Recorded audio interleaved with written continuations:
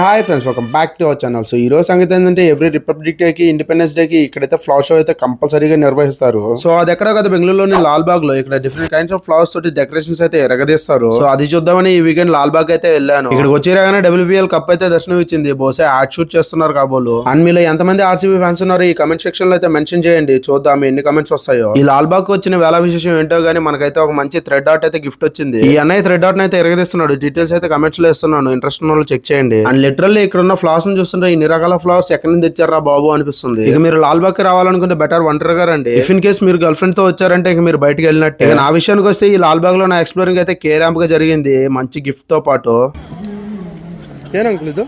Mango juice, grape juice sir. కొಡ್ಲಿ. ఇది grape జ్యూసా? Grapes mango. ಒಂದು ಗ್ರೇಪ್ ಕೊಡಿ. న్యాచురల్ వనా? ఫైనలీ లాల్ బాగ్ మొత్తం చుట్టేసి ఒక మంచి సమోసాతో పాటు ఒక ఆర్గానిక్ డ్రింక్ అయితే తాగి ఒక జాంకాయ అయితే ముగిచ్చేసాను. ఇక మీకు ఈ వీడియో ఎలా అనిపించిందో కమెంట్ చేసి చెప్పండి. ఇంకొంటాను. Bye bye.